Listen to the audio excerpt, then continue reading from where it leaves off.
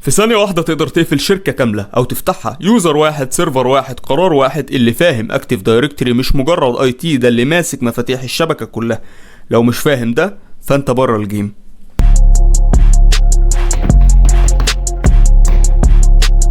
السلام عليكم، انا احمد هاني، فولنربيلتي اناليست، متخصص شبكات وامن معلومات، باك باونتي ومحلل ثغرات. لو عايز تفهم السر اللي الشركات والبنوك معتمدة عليه في إدارة الشبكات والأمان، يبقى لازم تتعلم اكتيف دايركتوري. في الفيديو ده هتفهم الأساس اللي أي شغل اي تي حقيقي مبني عليه. شد حيلك وخليك معايا، ويلا بينا نتوكل على بركة الله. بسم الله الرحمن الرحيم. طيب يا باشمهندس، قبل ما نبدأ في العملي وموضوع النهارده الاكتيف دايركتوري، عايزك تركز معايا جدا. ولما اقول لك ركز معايا جدا، يعني سيب اي مشتتات جنبك وتقعد في مكان هادي، عشان اللي جاي مبني عليه كتير قوي. لو ما فهمتوش مش هتفهم اللي بعد كده.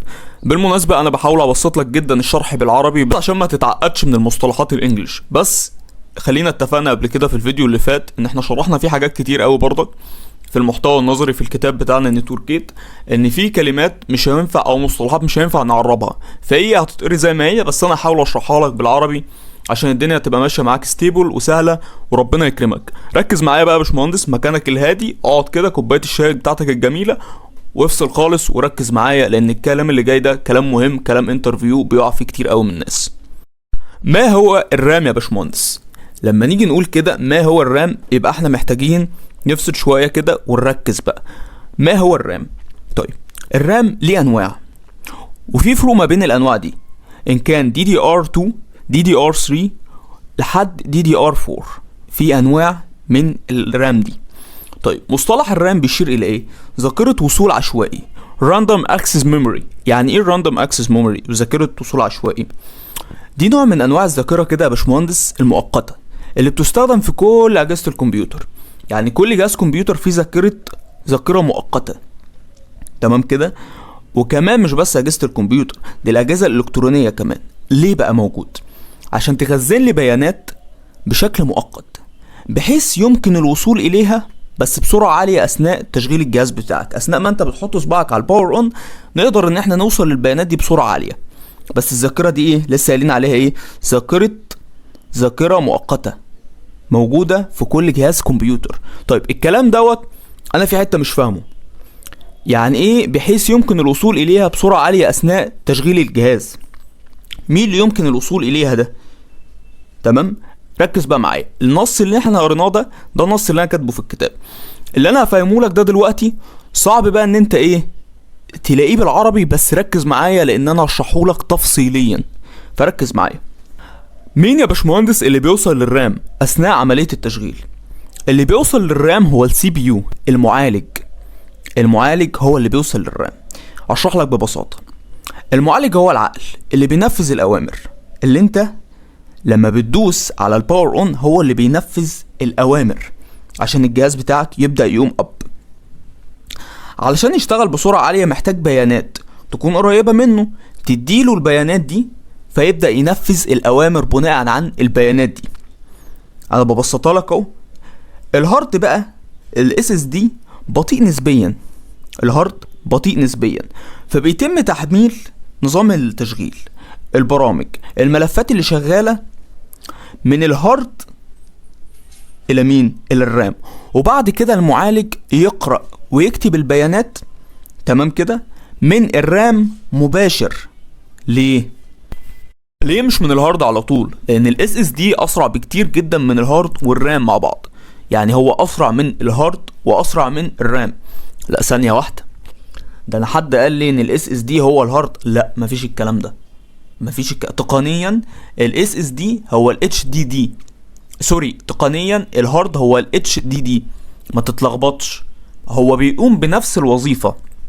بس عايز اقول لك على حاجه، الاس اس دي ما تخليش حد يوقعك في انترفيو. الاس اس دي هو عباره عن وحده تخزين بيقوم بنفس شغل الهارد، يعني بس بشكل اسرع، بس هو ايه؟ وحده تخزين. انما المصطلح التقني الاتش دي دي هو الهارد.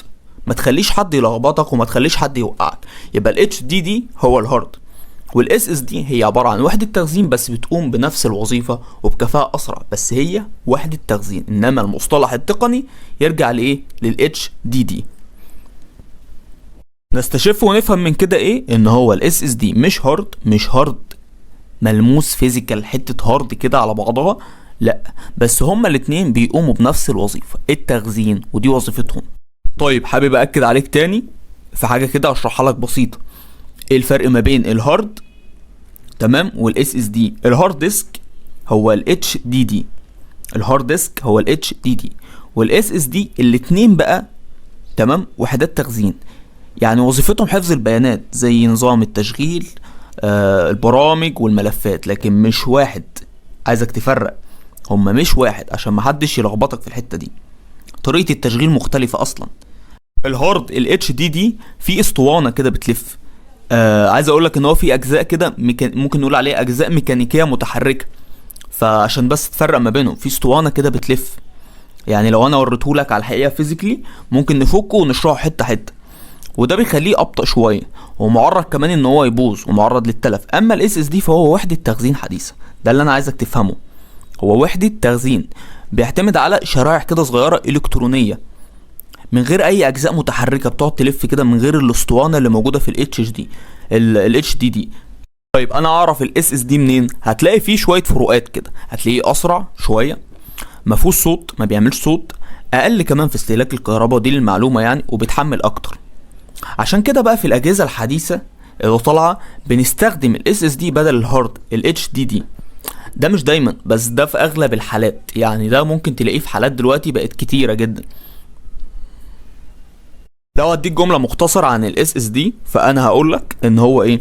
هو مش هارد، لكنه وحده تخزين حديثه بتقوم بنفس وظيفه الهارد ولكن بسرعه اعلى وتكنولوجيا احدث. يبقى انا كده شرحت لك تفصيليا ايه اللي بيحصل في الباك جراوند، ايه اللي بيحصل، وانت انا بقول لك ايه اللي بيحصل جوه الكمبيوتر بتاعك اول ما بتدوس على الباور اون. دايما لما بنفتح فيديو جديد، في الفيديو اللي فات شرحت لك اصلا المذر بورد بيعمل ايه والعمليه بتتم ازاي، ويعني ايه تمدد كهربي، حاجات بشكل كبير جدا هي مش بتبقى عليك في كورس الام سي اس اي. بس انا عايزك تخرج من الكورس دوت يبقى عندك كتير قوي من الكمبيوتر سكيلز اللي تأهلك ان انت مش بس ان انت تشتغل اي تي، لا، ان انت يكون عندك مفاهيم تقنية تأهلك بعد كده لو انت حابب تروح كلاود، لو انت حابب تروح سكيورتي، لان الدنيا هناك مختلفة خالص. فانا عايزك ان انت تبقى دماغك دايما اكتف، دماغك دايما صاحية في حتت معينة.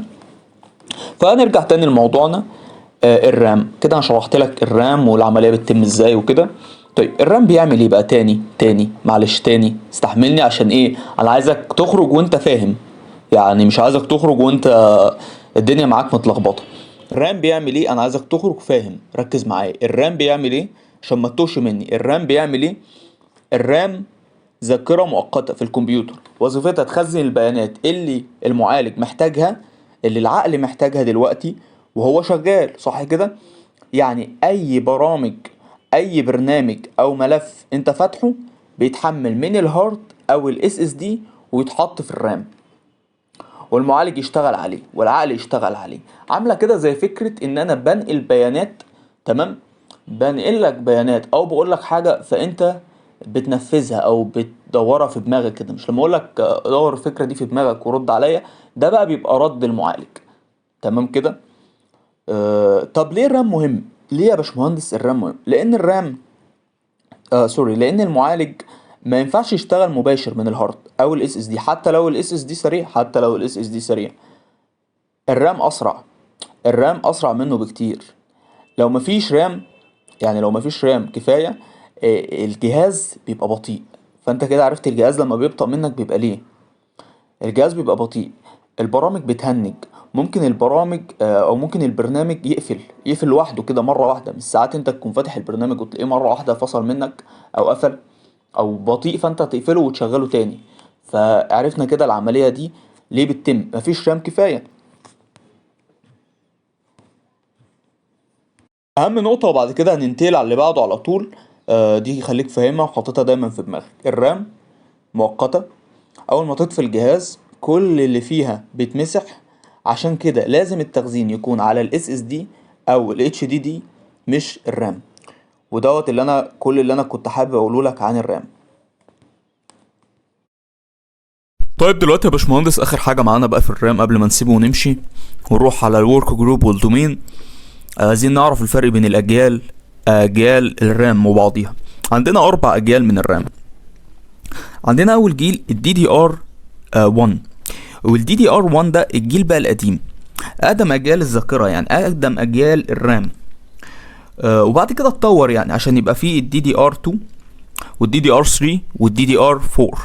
اختصارا لايه الدي دي ار ده اصلا؟ يعني دبل داتا ريت. دبل داتا ريت هو اختصار للدي تي ار. لما حد يقول لك دي دي ار اعرف ان هو اختصار للمصطلح ده. طيب، فده الجيل الاول بتاع الدي تي ار، اول اجيال كان ادم. دي اول اجيال الرام الدي دي ار.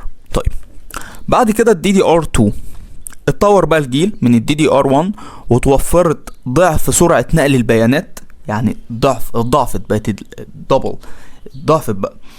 وتميز بايه؟ اتميز بسرعات نقل اعلى وقدرات اكبر على التعامل مع بيانات اكتر في نفس الوقت قدر يتعامل مع بيانات اكتر وبسرعات اعلى وبضعف سرعة مين؟ الدي دي ار 1. اتطور الجيل الثالث وتقدم سرعات بيانات، سرعات لنقل البيانات اعلى من التاني واعلى من الاول باي ديفولت، منطقي. وتحسن كمان بقى، مش بس كده، ده تحسن في استهلاك الطاقة، يعني كمان بقى يستهلك طاقة احسن من التاني واحسن من الاول. وده بقى خلي بالك الجيل الثالث او الدي دي ار 3 هو اكتر الاجيال دلوقتي انتشارا، برغم ان هو اكتر الاجيال انتشارا دلوقتي او الشائع اكتر، لكنه لسه مش الاحسن او مش الافضل، لان طلع بعد كده الدي دي ار 4. ما هو بقى الدي دي ار 4 واخر نوع معانا؟ تعدد المهام. يعني ايه بقى؟ اول حاجه جميله جدا معانا فيه هو استهلاك طاقه اقل. يعني ايه؟ يعني سخونيه اقل. يعني ايه؟ يعني عمر اطول، وكمان موفر للكهرباء بالذات في اللابتوب. اداء افضل كمان، سيابيه اكتر في تشغيل البرامج التقيله، الجيمنج والمونتاج، وكمان البرامج اللي هي بتاعت ومحاكاة الانظمه، برامج محاكاة الانظمه زي اللي احنا شغالين عليه دلوقتي، فيرتشواليزيشن، الفي ام وير مثلا، فيرتشوال بوكس. البرامج دي الاكثر مرونه للاستخدام في السيرفرات، محترم جدا جدا جدا في شغل السيرفرات، وكمان يحاكي الانظمه الحديثه. لما قلت لك موفر للكهرباء، فعايز اقول لك ده خصوصا كان لللابتوب موفر جدا جدا للكهرباء، فبيبقى لذيذ جدا على فكره لو معاك يعني او في جهازك. طبعا دوت علاوه عن كده دعم مستقر، اداء مستقر مع الضغط الشديد كمان عليه. لا، لذيذ جدا جدا جدا عن الاجيال اللي قبليه، وهو الاحدث زي ما احنا قلنا، والانسب في الاداء والافضل في الاداء مع الويندوز، ان كان ويندوز 10، ان كان ويندوز 11، ان كان مع السيرفر. لا، لذيذ خالص. فدوت كان كل حاجه عن الرامات، كان كل حاجه عن الاجيال، شرحنا بالتفصيل كل حاجه تفصيليا، ما سيبناش الحمد لله اي حاجه. ولو عندكم اي سؤال اكتبوا لي في الكومنت عن الموضوع ده خصيصا. طيب، دلوقتي بقى يلا بينا على العملي. بس لا، قبل العملي لازم تفهم، عشان واحنا شغالين الموضوع ما يبقاش حفظ. فتعال اعرفك على حاجه اسمها work group واسمها domain، وبعد كده نخش على العملي. يلا بينا. تعالوا كده نقرأ النص ده. Operating system for Microsoft work group. There is no centralized management. يعني ايه الكلام ده؟ يعني ايه بقى work group؟ عرفنا كده من النص، عرفنا ان مفيش مانجمنت. الاجهزه مش مانجمنت مع بعضها، مش مربوطه ببعضها، مش مربوطه بمركز تحكم. يعني ايه الكلام ده؟ يعني انت راجل ادمنستريتور الشبكه، تمام كده؟ فاحنا لو بنتكلم على 10 اجهزه مثلا، 5 اجهزه، ال5 اجهزه دول مفيش ما بينهم كونكشن او جهاز مركزي يربطهم ويتحكم فيهم، ودوت الفرق ما بين الورك جروب وما بين الدومين. تعالى بقى ناخد تعريف صغير كده. احنا هو اتكلمنا عن شبكه، يعني ايه بقى؟ كل كمبيوتر مستقل بذاته. فهمت الليله دي؟ يعني الورك جروب بكل بساطه يعني كل جهاز كده مستقل بذاته، مفيش بالبلدي كده ملوش كبير. يعني الدنيا بسيطة، مفيش إدارة مركزية تمسكه هو وغيره وغيره وغيره. ده بكل بساطة الورك جروب. تمام كده. فدي فكرة الورك جروب، سهل، مفيش سيرفر، مفيش حاجة للسيرفر، بس مع نفسه، انت فاهم، مع نفسه، كل جهاز مع نفسه، مفيش حد يمسكهم ببعض، كل يوزر مع نفسه، كل جهاز مع نفسه، مفيش حاجة الى سيرفر وادارة مركزية. طيب نستشف من كده ايه؟ ان الدومين العكس. الدومين العكس، الدومين ليه جهاز مركزي، ليه دومين كنترولر. الدومين كنترولر ده يا باشمهندس اللي هو السيرفر المركزي اللي ماسك، ممكن نقول عليه كده المدير التنفيذي. يعني لو ابسط لك المصطلح هقول لك عليه المدير التنفيذي، الراجل اللي مثلا ممكن يكون بيشرف على العمل، على تنفيذ العمل. فالعكس بقى فين؟ في حتة التكنيكال، هو السيرفر ده اسمه دومين كنترولر، ده الفيزيكال ماشين. الفيزيكال ماشين دي اللي هي بتتحكم لي في الاجهزة دي. يعني احنا بنتكلم كده على مستوى ايه؟ بنتكلم على مستوى شبكة كبيرة، شبكة اكتر من 5 إلى 10 اجهزة. يعني على مستوى اكبر من عدد الاجهزة بيبقى لازم يبقى عندي دومين كنترولر، يبقى عندي سيرفر مركزي يمسك لي الناس دي، اللي هو المتحكم في الاجهزه دي. بنتكلم على مستوى شركات، مؤسسات ضخمه، مش هينفع تروح تقول له ورك جروب. لكن لو احنا مثلا اي حاجه، لو احنا مثلا شبكه لوكال مثلا على مستوى اي سايبر، هنحتاج، لا ما فيش حاجه يعني 4-5 اجهزه والناس بتخش تلعب جيمنج وخلاص. يعني هنحتاج سيرفر ليه؟ يعني احتاجه ليه؟ انت فاهم الفكره دي؟ هربط ايه بايه وهستفاد ايه؟ يعني فاهم الفكره؟ فلو احنا مثلا شركة صغيرة او مكتب وعندنا 5-6 لابتوبات او كمبيوترز، فانا مش هحتاج ان انا ابقى دومين، مش هحتاج ان انا اشتغل بشكل الدومين، مش هحتاج ان انا اجيب سيرفر وتكلفة وكده. لكن لو احنا بنتكلم على مستوى مؤسسات، مستوى مؤسسي، مستوى شركات، بنتكلم على جوجل، بنتكلم على شركة يوتيوب مقر، بنتكلم على مقر فيسبوك، لا انت بتتكلم على مستوى شركة. فانت اصلا بيبقى عندك مش دومين كنترولر واحد، انت بيبقى عندك العديد من الدومين كنترولر، وبتشتغل، لازم تشتغل بشكل دومين. فانت كده فهمت الفكرة. بعدين خلي بالك كمان الدومين، وده نشرحه لك قدام شوية ونشوفه عملي. الدومين لما انت بتبقى شغال بشكل دومين وبتبقى عندك دومين كنترولر، فده انت كراجل ادمنستريتور للشبكه او اي تي هيلب ديسك او اي حاجه في الدنيا او اي تي سبورت، وليك اكسس على الدومين كنترولر. فانت الموظفين بيبقوا تحت عينك، شايف ايه اللي بيحصل، تقدر تقفل لهم حاجات معينه وتشغل لهم حاجات معينه، بعديها ما يقدروش يعدوا الحد ده، مما يقلل عمليه الهاكينج، مما يقلل يعني مثلا اليو اس بي انا اقفلها لك، التايم انا هقفلها لك، وده هنشوفه ان شاء الله في الفيديوهات الجايه. انا الراجل الادمنستريتور بتاع الشبكه، انت هتسجل بيوزر معين، فلو حصلت اي كارثه اثناء الشغل، بيبقى فيه مثلا لابتوب معين او كمبيوتر معين شغال عليه 2-3 موظفين، شفت الصبح وشفت بالليل مثلا، فانا ببقى اعرف اجيب مين اللي عمل المشكله دي، اليوزر سجل امتى، وحاجات كتير جدا هتعمق فيها لما نخش كده شويه كمان في الكورس. فالدومين طبعا افضل، بيحتاج مؤسسه او شركه، او بيحتاج على حسب ما انت احتياجات شغلك. لكن زي ما قلت لك اختصارا، لو انت على مستوى سايبر، على مستوى حاجه صغيره، فما بتحتاجش ان انت التكلفه دي او يبقى عندك دومين كنترولر في اغلب الاوقات.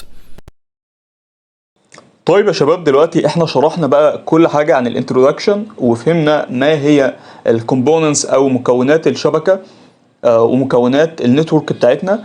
طيب دلوقتي بقى تعالوا نشرح الاكتيف دايركتوري. بعد الاول ما شرحنا كل حاجة تخص النتورك، بعد ما شرحنا كمان الفرق بين الورك جروب والدومين، وايه وجه المقارنة ما بينهم، وايه الفرق ما بينهم، في السلايد بتاعتنا دلوقتي بقى عندنا موضوع النهارده الاكتيف دايركتوري دومين سيرفيس. عشان بقى يا باشمهندس تبقى معايا في الصورة، وعشان ما تتوهش مني، وده اللي انا مش عايزه دلوقتي، احنا بعد ما عملنا انستول لويندوز سيرفر، واخد بالك انت، هو لسه مش دومين كنترولر. احنا من شوية شرحنا الفرق ما بين الدومين والورك جروب، وقلنا ان الدومين هي ادارة مركزية بقدر اتحكم فيها من الاجهزة، صح كده؟ بقدر اتحكم فيها في الاجهزة.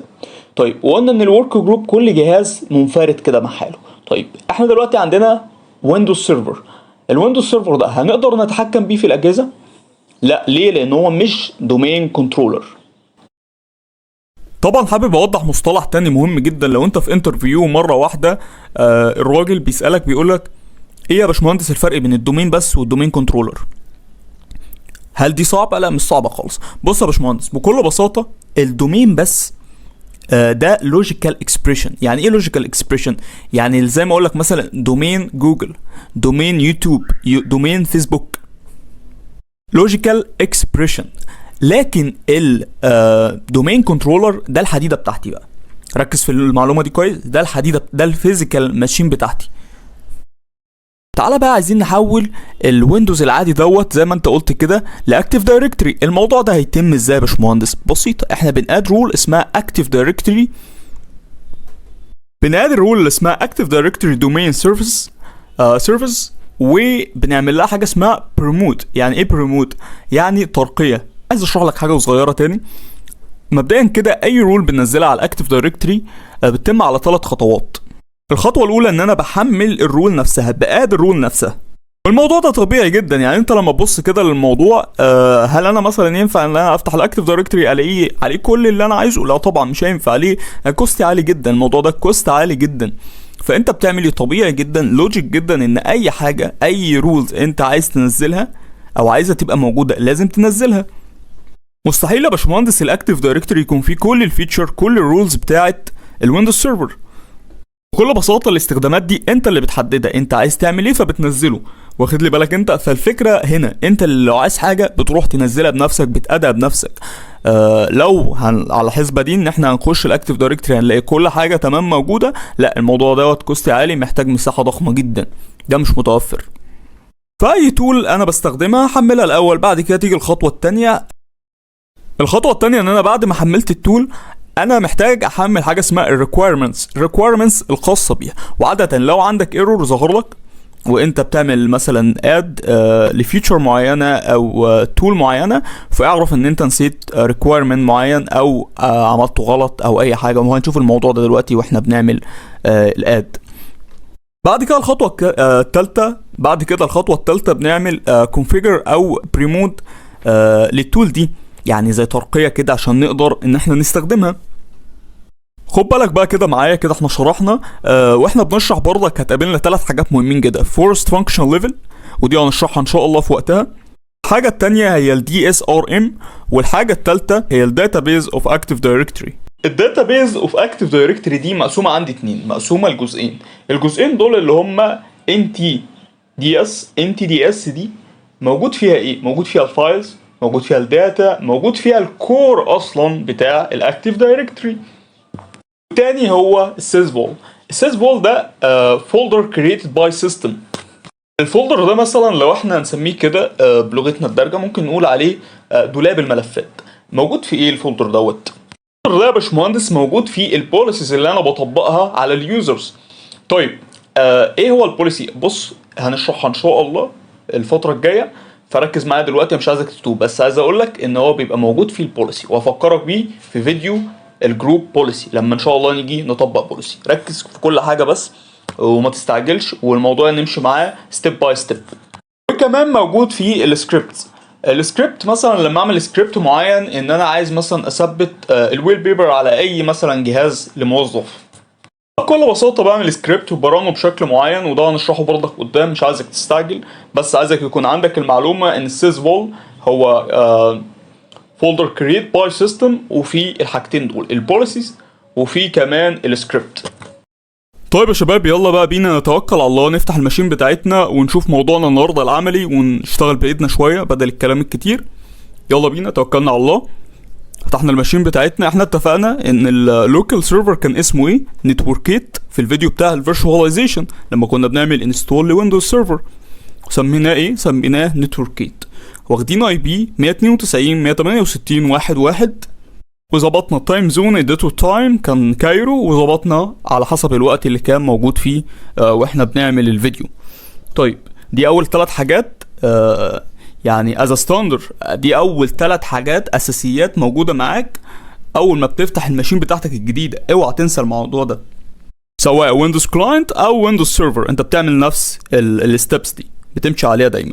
دلوقتي بقى نفتح الداشبورد ونجيب add rule and feature، او من الناحيه التانية manage add rule and feature من الناحيه التانية عادي خالص نفس الموضوع يعني. هنا اقول له next. اوكي بيقول لي select server rule، لا احنا لسه اول مره بنعمل active directory فلا. وبعد كده ناد الرول اسمها active directory domain services. ديت البوب اب اللي طلعت لي بيشرح فيها requirements. الريكويرمنتس دي اللي التولز بتحتاجها، عفوا الرول بتحتاجها. طيب هنقاد الفانكشن ديت، وبعد كده هو باي ديفولت هينزل الكونسول بتاع الجروب بوليسي باي ديفولت كده على طول معايا يعني.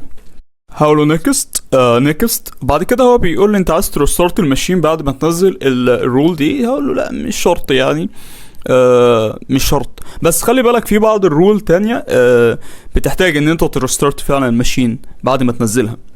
بعد كده هقول له انستول، وهو هيقعد بقى يتشيك كده مع نفسه شويه، مش كتير خلي بالك يعني، على طول بينجز. هيتشيك شويه كده ان كل حاجه ستيبل تمام، انت عملتها صح. وبعد كده هيقول لك خلاص وبتاع، انت هتروح داخل زي كده وعامل بروموت بس كده. بروموت يعني ترقيه. بكده التول نزلت خلاص الحمد لله. هنعمل لها بروموت من هنا. هنا بيقول لك اختار حاجه من الثلاثه دي. فاحنا هنختار ايه؟ هنختار نيو فيرست. ليه لان احنا لسه اول سيرفر، لسه اول دومين احنا بنعمله. وبيقول لي برضك اختار روت دومين نيم. احنا هنعمله ايه؟ هنعمله لوكال. ليه؟ لان احنا في الكيس بتاعتنا قلت لك ان احنا هنشتغل في شركه، مش هنطلع انترنت دلوقتي، هنشتغل لوكال. اسميه نتوركيت او نتوركيت اب دوت لوكال. بس بسيط، الشركه بتاعتي نتوركيت او نتوركيت اب دوت لوكال، بسيطه الدنيا. هيظهر لي بقى الحاجه اللي احنا بعد ما اقول له طبعا نيكست، هيظهر لي الحاجه، يقعد شويه كده، هيظهر لي الحاجه اللي احنا شفناها في الكتاب بتاعنا، كتاب نتوركيت. ايه هو انت عايز الفورست فانكشن ليفل. الفورست فانكشن ليفل تبقى ايه، والدومين فانكشن ليفل تبقى ايه هي بقى فكره اصلا الفورست فانكشن ليفل او الفانكشن ليفل على وجه العموم. ده اقل فيرجن من الويندوز سيرفر. الويندوز سيرفر ممكن يبقى دومين كنترولر. يعني ايه الكلام ده؟ اقل اصدار يبقى دومين كنترولر، لان خلي بالك في اصدارات مش مهيئه ان هي تبقى دومين كنترولر. فاحنا هنا مثلا على سبيل المثال لو اخترنا ان هو يبقى 2016، فلو جينا بعد كده عملنا ويندوز سيرفر تاني مثلا، فما ينفعش يبقى اقل من 2016. فهمت كده؟ يعني عشان يبقى دومين كنترولر تاني ما ينفعش يبقى اقل من 2016. الكلام ده خلي بالك هنشوفه كتير قوي في الفيديوز الجايه، هنشوف كل دوت وافكرك بكل كلمه انا قلتها لك بس في وقتها. بس بديك فكره عامه عشان مش عايزك قدام ان انا بتكلم في حته وانت في حته تانية خالص، لا تبقى ماشي معايا كده از ستيبل، انت ماشي معايا. بينزل الدي ان اس ولينا قصه مع الدي ان اس، ودلوقتي لازم يبقى فيه جلوبال كاتالوج على الاقل واحد. بعد كده بيقول لي يا باشا اعمل باسورد للدي اس ار ام. ايه هي بقى يا هندسه الدي اس ار ام دي؟ دايركتوري سيرفر ريستور مود. يعني ايه برضك؟ انا مش فاهم. يعني اقول لك على حاجه، لو حصل اي ديزاستر دي ممكن نقول عليها باسورد للماشين نفسها، وانت محتاج تدخل سريع. لو حصلت عندي اي مشكله في السيرفر بتاعي او ديزاستر مثلا، وهو محتاج او انا محتاج ان انا يبقى في تدخل سريع كده، فهو بيطلب مني ايه عشان احل المشكله دي، احل البروبلم دي مثلا؟ فهو بيطلب مني ايه؟ بيطلب مني الباسورد بتاع الدي اس ار ام. طب التدخل السريع ده ايه فايدته يعني؟ او زي ما قلت لك كده بتحل مثلا بروبلم معينه، وغير كده لو سبته مفتوح مثلا مفيش دي اس ار، مفيش باسورد، مفيش حاجه، ده ممكن يحصل عليك اتاك على فكره، خلي بالك، ودي ثغره بيخش منها الاتاكر. فانت بتعمل ايه؟ بتعمل باسورد، ما ينفعش تسيبه مفتوح كده. فاحنا بقى نحط الباسورد ونقول له ايه؟ نقول له نيكست. خلاص. كرييت دي ان اس كاتالوج، لا شكرا احنا لسه بادئين. دلوقتي هيطلب مننا تحط النت بايس دومين نيم. ما هو يا باشمهندس النت بايس دومين نيم؟ النت بايس ده مثلا انا ادمنستريتور الشبكه وجاي اعمل لوجن على السيرفر، فبيطلب مني او بيقول لي انا محتاج منك طريقه من الاثنين، او هنشوف الطرق دي قدام شويه لما نيجي نعمل يوزرز.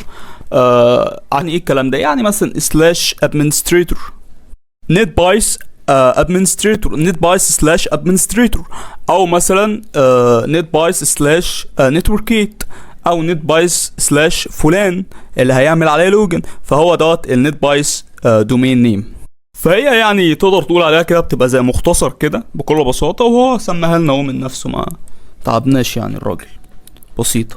بعد كده next هنا بيقول لنا ال NTDS اللي احنا شرحناها، وهنا بيقول لنا السيسفول اللي احنا برضو شرحناها. هقول له next، وبعد كده هيطلع لي زي summary كده summarize عن اللي انا عملته كله، يعني ممكن بقى تشيك عليه. في حاجة لطيفة قوي معمولة، انت لو قلت لي هنا view script ممكن تخش بالسكريبت دوت اللي لسه معلوش، تاخد السكريبت دوت اللي لسه معلوش الاكتيف دايركتوري، اختصارا لكل الخطوات دي تاخد السكريبت كده حضرتك وتاخده ترنه في الباور شيل. بعد ما بترنه في الباور شيل تلاقيه انشأ لك اكتيف دايركتوري بدون ما تمشي في كل الستبس والخطوات اللي احنا مشيناها دي كلها. يعني بالبلدي كده بتاخد من هنا تحط هنا وخلاص، شكرا على كده. فانا لو خدته كده كوبي وبعد كده حطيته مثلا في اي مكان مثلا خزنته عندي، وبعد كده اقدر احطه في باور شيل مثلا في الباور شيل، فينشئ لي اكتيف دايركتوري بدون ما امشي في كل الستبس دي والخطوات دي كلها. يعني اعمل الكلام ده مره واستفاد منه مثلا مره كمان. ان شاء الله كل ده هنعرفه قدام كمان شويه باذن الله. هقول له نيكست واستنى بقى يعمل الفيريفاي بتاعه خالص، ولازم اكون كل اللي انا دخلته صح عشان الدنيا تمشي ستيبل وتمام. خلاص كده هو يقول لي الاكتيف دايركتوري بتاعك تمام، ولازم يظهر لك علامه الصح دي. لو ما ظهرتلكش اكتب لي تحت في الكومنت، ممكن تبقى ايرور هنحلها مع بعض.